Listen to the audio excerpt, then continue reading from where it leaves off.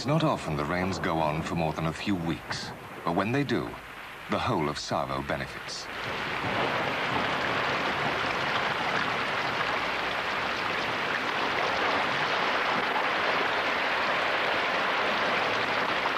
Rolling about in the mud not only paints the elephants red, it also marks the beginnings of a water hole. The elephants scrape out shallow depressions. Their weight and broad feet compress the ground, so that the depression holds water. Every elephant that finds the hole takes the process a little further until, years from now, it will be large enough to benefit many animals.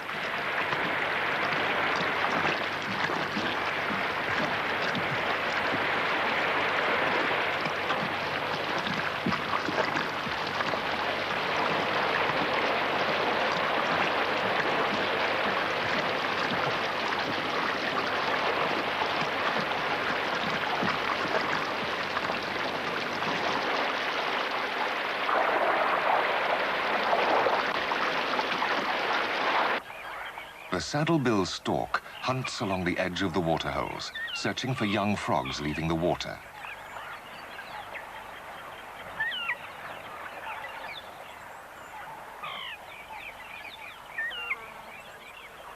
Although the new bullfrogs can live off their tails for the first day or two as they are reabsorbed, their only urge now is to hunt and eat and build up the reserves they must have before retreating underground. After today, they will feed by night and shelter from the sun by day. They will travel far, only returning to the waterhole when they are old enough to breed.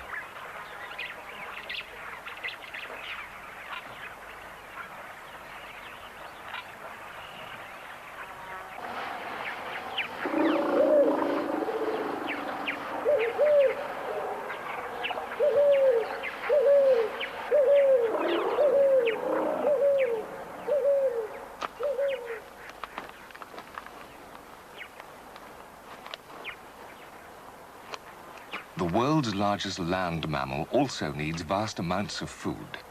During such good times, one might expect the elephants simply to fill their stomachs and spend the rest of the day at leisure. But in fact, elephants spend as much as 19 hours a day feeding, regardless of season.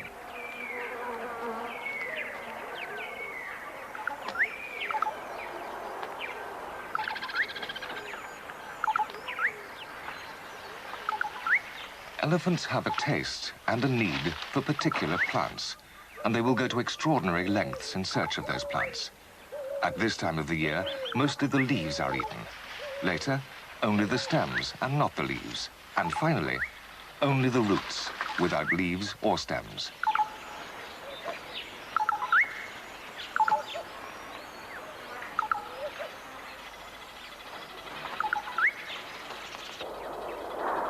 Every matriarch learned during her long childhood just where and when the essential plants are available.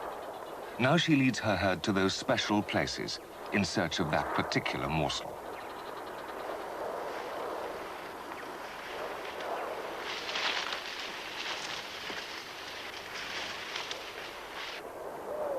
Their own weight would cause fatal injury if they fell. They seldom do, negotiating steep trails with uncanny care.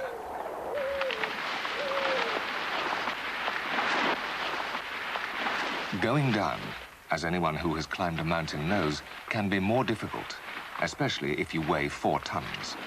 But elephants have a way of overcoming the problem.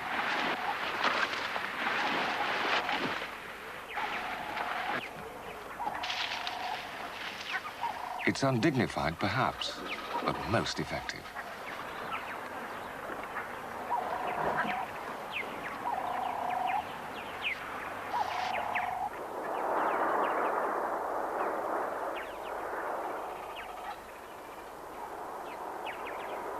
Throughout the dry season, the matriarchs had led their family groups far and wide.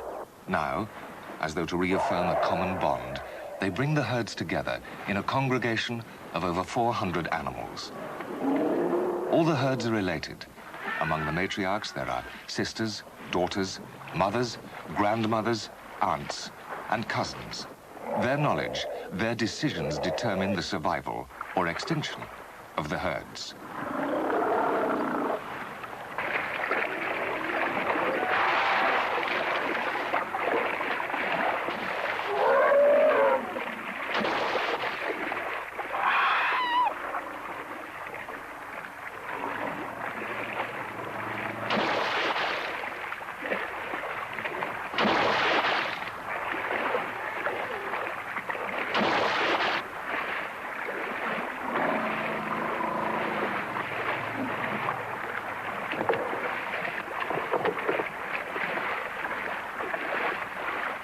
The calves are very carefully looked after by every animal in the herd. There is no question of them being trampled in the crush. Closely watched by its mother and an aunt, the calf is allowed to find out about deep water for itself. Relatives from other herds always note and gently inspect the calves born since the last congregation.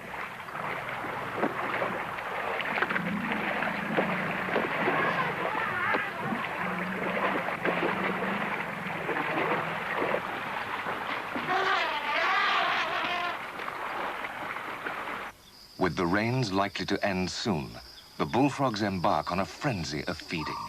This may be the last chance to take on reserves before they must bury themselves for the dry season.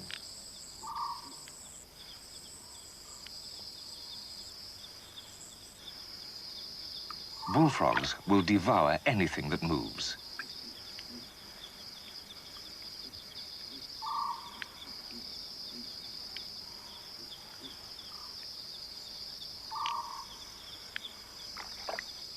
Another movement catches the frog's attention, and the mouse is saved.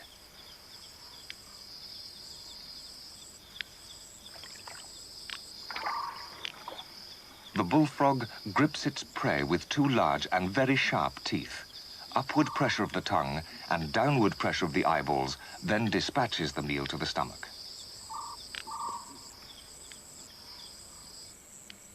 Scorpions are easy prey, though their sting gives other animals excruciating pain.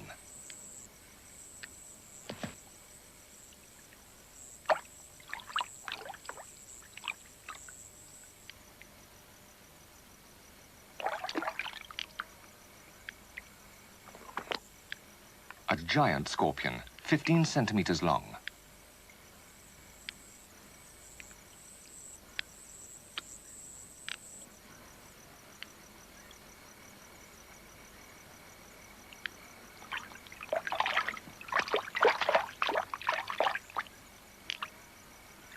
The bullfrog is stung many times, but seems unaffected.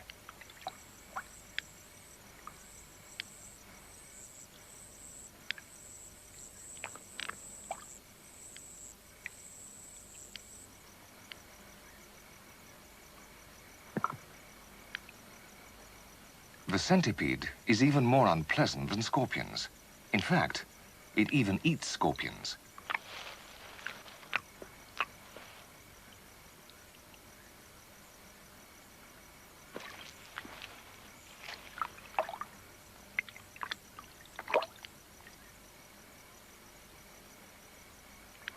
Though it flinches, the bullfrog is undeterred.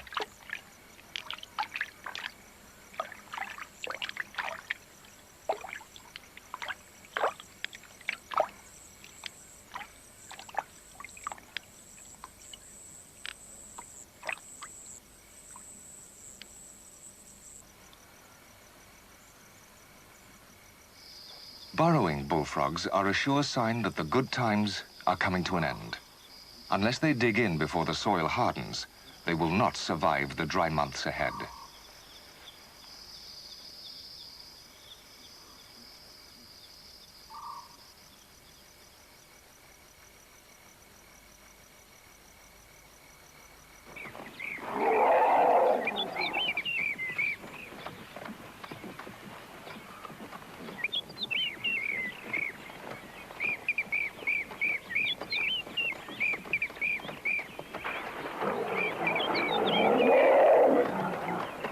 When a female comes into season, the males, who otherwise live apart, are attracted to the herd by her condition.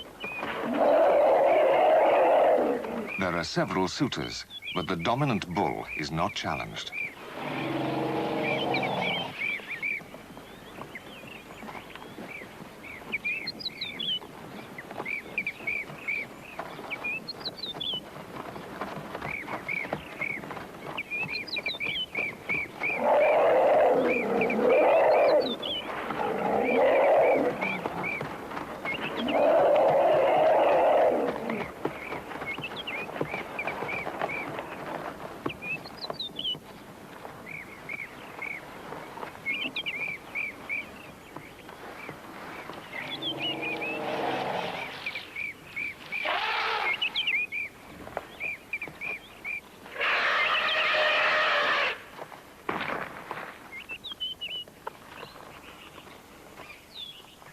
The small cow is extremely agitated by the presence of the bull with a broken tusk, but he's not interested in her at all.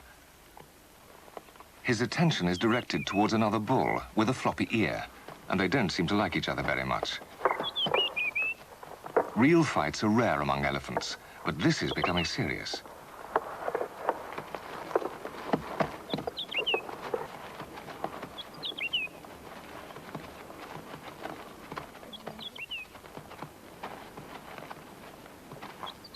It looks passive, but each bull has grasped the other's tusk and is straining to raise his opponent's head for a lethal stab in the throat.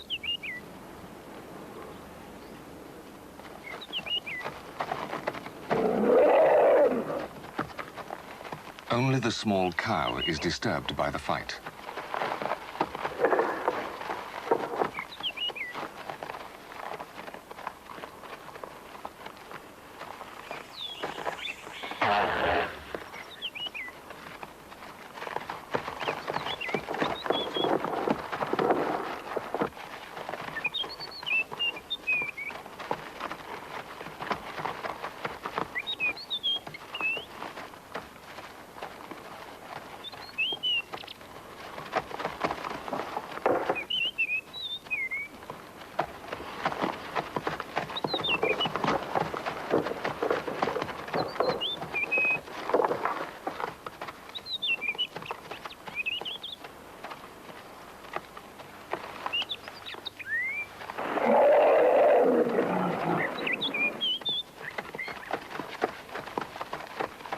The bull with the broken tusk withdraws from the contest. Why they were fighting is not clear. Neither had shown any interest in the female, neither could have challenged the dominant bull. But perhaps a broken tusk and a floppy ear are in themselves reason enough to start a fight.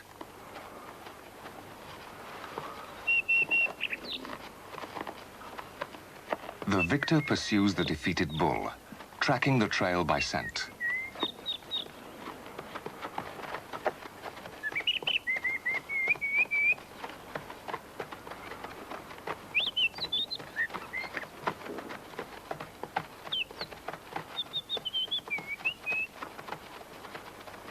Four hours later, the chase is still on.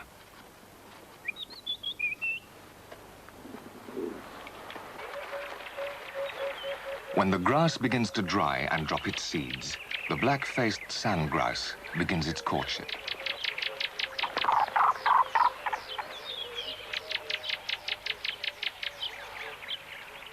The female sits motionless on her 3 eggs, concealed from all eyes by her natural camouflage. She sits from dusk until the male comes to take over in the morning.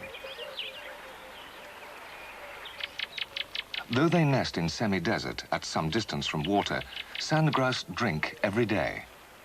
Once she leaves the nest, the female will soon fly to the nearest water, while the male prepares for the long, hot hours ahead.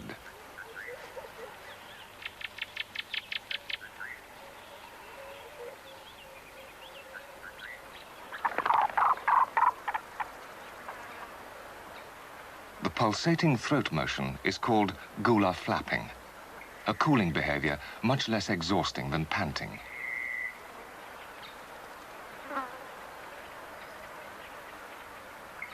Soil temperature at the nest often soars to 55 degrees centigrade by early afternoon. The male raises his feathers in a further effort to keep cool. It will be 21 days before the eggs hatch.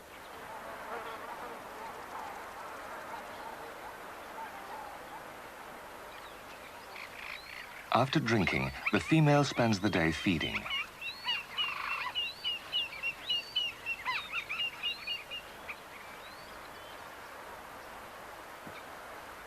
In the late afternoon, when the temperature has fallen sufficiently, the male leaves the eggs, which are then left unattended until the female arrives for the night shift.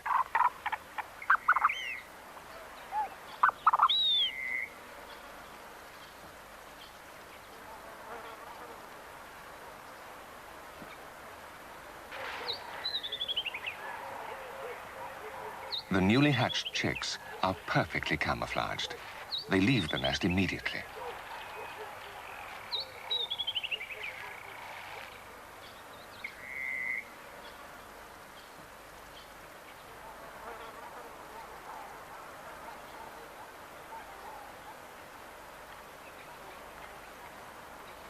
Like all game birds, sand grouse feed themselves from the moment they leave the egg. Both adults look after the chicks.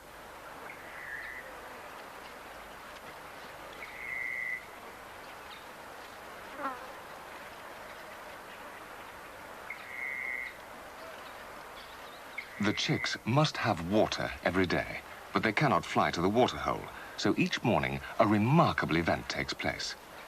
The male flies off to fetch water for his brood. He may be gone for half an hour or more, but the chicks will not move until he returns. The female stays too, but keeps well away from the chicks. The male flies fast to the waterhole, which is 12 kilometers away.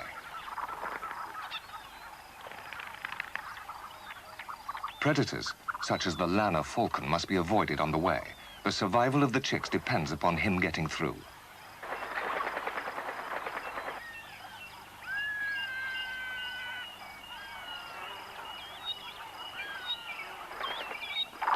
The male sand grouse has a unique device for carrying water back to his chicks. When wet, the downy parts of his belly feathers expand and absorb water. Weight for weight, the feathers hold twice as much as a sponge, enabling the sand grouse to soak up about 4 teaspoonfuls. No other bird has feathers capable of absorbing water in this way. In fact, most feathers are designed to repel water, not collect it.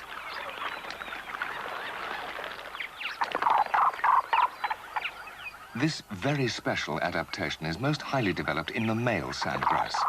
Females' feathers cannot absorb as much, and they do not give water to the chicks. Perhaps this female has lost her mate and is trying to collect water in a desperate attempt to keep her brood alive. The distance between nest and waterhole is critical. If it's too great, the water will evaporate before he gets back.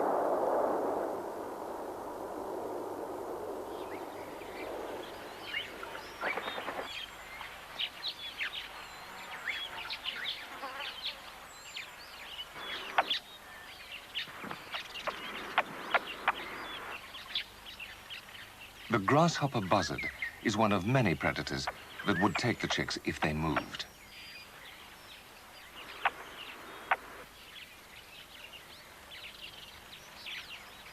Though the precious water is evaporating, even a pygmy falcon, smaller than the sand grouse, makes him hold off.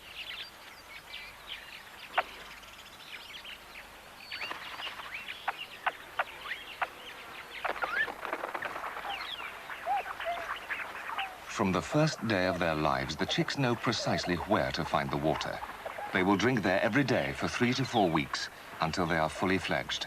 Until then, they are totally dependent on the male for water.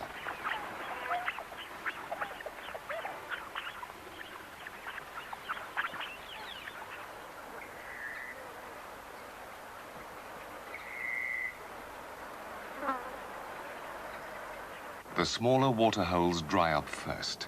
Soon, only the larger ones remain. Hundreds of elephants each take 40 gallons a day, and much more evaporates in the heat as the dry season sets in.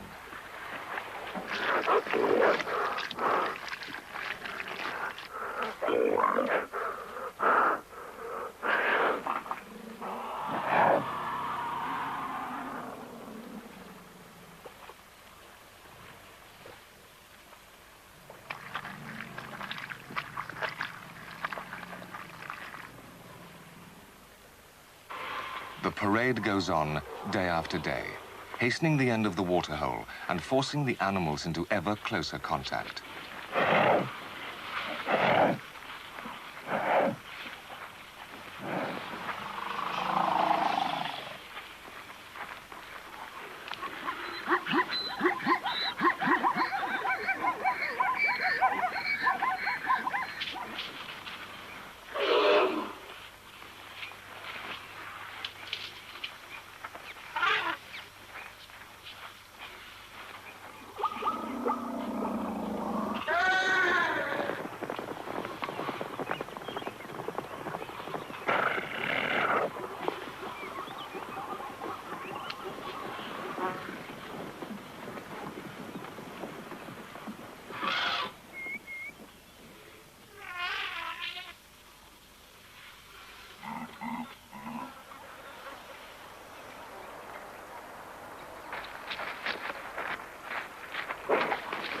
The rhino is the only animal that ever inflicts serious injury on a grown elephant, so they are always treated with respect.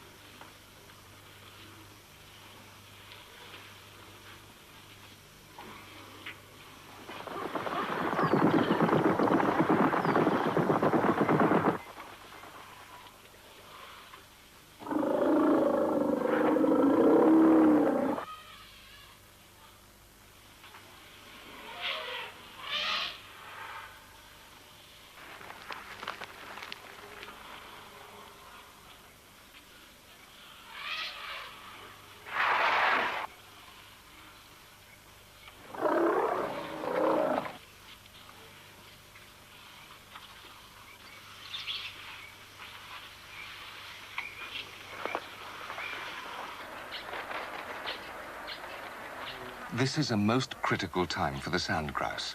The chicks are 3 to 4 weeks old, still unable to fly, and still totally dependent upon the male's hazardous journey to water.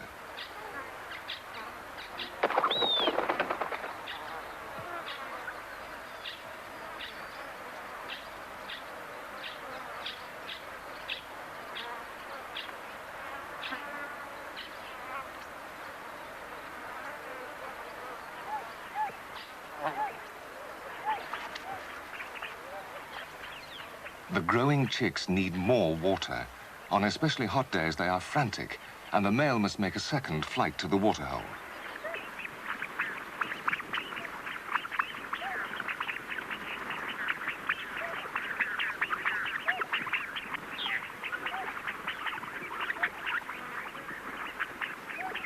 The action of wetting and chicks drinking would soon reduce normal feathers to a useless tangled mass. The female's belly feathers could not stand such treatment.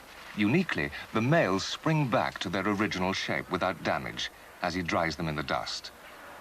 Soon, there'll be no more need to collect water for the chicks. A few more days, and they'll be able to fly.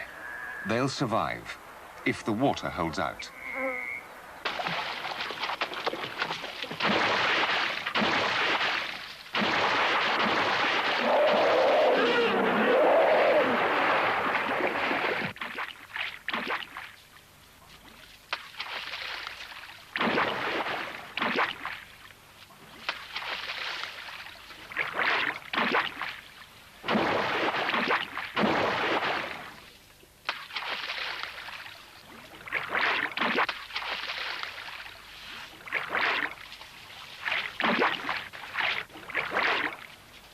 It is the elephants that finish off the water holes by churning them into mud wallows. But that's the way it is.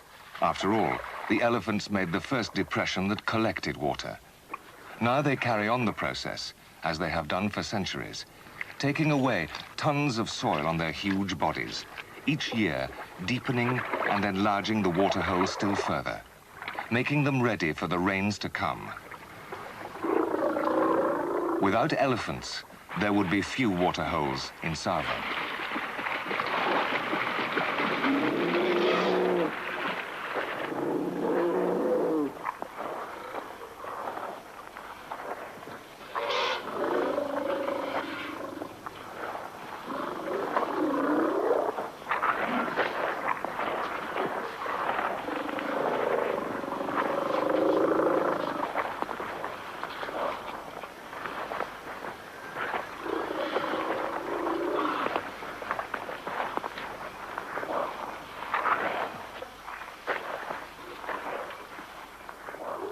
The water holes dry up well before the vegetation around them is finished. But once the water has gone, the animals must return to the river, leaving behind the food reserve they'll use in the next round of seasons. The warthog has a long walk ahead. For the Egyptian goose, it's but a short flight to the river. The lungfish stays, retreating into the hardening mud, blowing bubbles to keep open an air passage to the surface, just as lungfish have done for millions of years.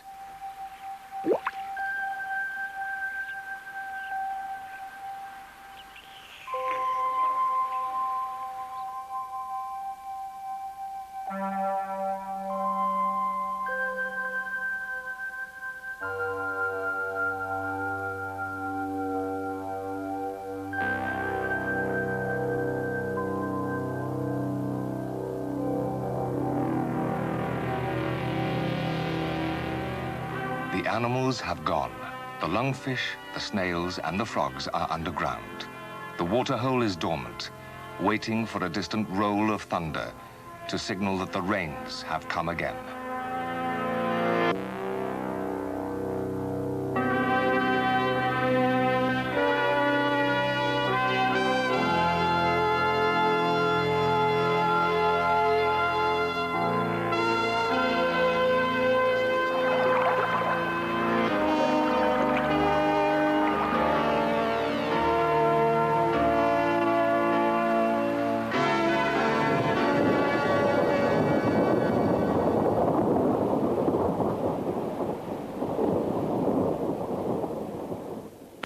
Next week at the same time, survival special on an acrobatic eagle of the air, the Tumbler in the Sky. Well, just started over on Channel 4 today, international squash. England are taking on world champions Pakistan in an inaugural 5-man test match.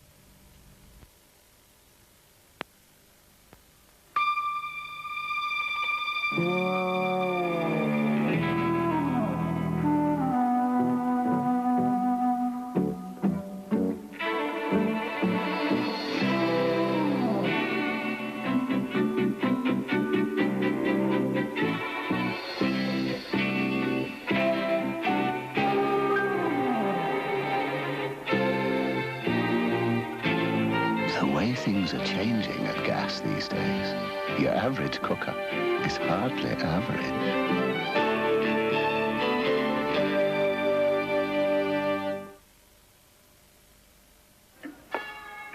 Have you been poaching pheasant again, Harry Hawks? As sure as salmon rise to sedge, I been here. Ah, they don't. As sure as woodcock chortle when a stag's at bay, I've been here. Well, they don't either. As sure as slugs underground do go when a whistly doth blow, then I've been here. No. Even if you can't agree to agree, you'll agree to a Tuborg. A home in the country or by the sea, at last you can escape to your very own holiday caravan in pleasant surroundings and at a price you can afford. A roomy, comfortable second home with every luxury built in. A leisure home on any one of these attractive parks can now be yours. Call now for free brochure. On the left is a leading brand of cheese and tomato pizza. Weighing in on the right, a McCain cheese and tomato pizza. And there's no doubt which gives you more delicious topping. So if you weigh up which pizza gives you more for your money, you'll naturally come down on the side of McCain. You can tell it's McCain because it's got more topping. Whatever you look for in the news, if you want to know about Reagan's trip to China or what's going on in Matabeleland, if you're concerned about the long-term effects of the miners' strike, or interested in our current judo prospects, there's one paper you can be sure has taken a deeper interest in your special interest, the Daily Telegraph. It'll save you fishing about for the news.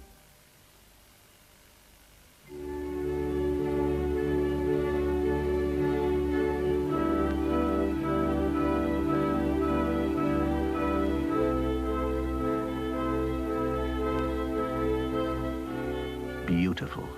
That's the Isle of Man all over.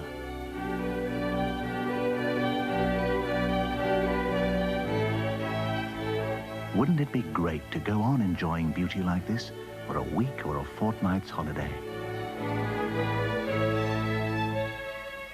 Just write for the free brochures from Mr. T.V. Kelly, Douglas, Isle of Man. Do we have a Cinzano of some sort, por favor? Yes, sir. There is Cinzano Rosso, Dry, Bianco, and Rosé. Oh, the complete set. I'll have a Cinzano Bianco. Shaken, not stirred. Gracias.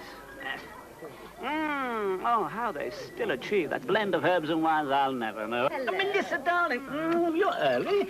Would you like a Cinzano? No, thank you. I've just had one. Cinzano Bianco. This Wednesday, the Queen opens the country's biggest outdoor event since the Festival of Britain in 1951.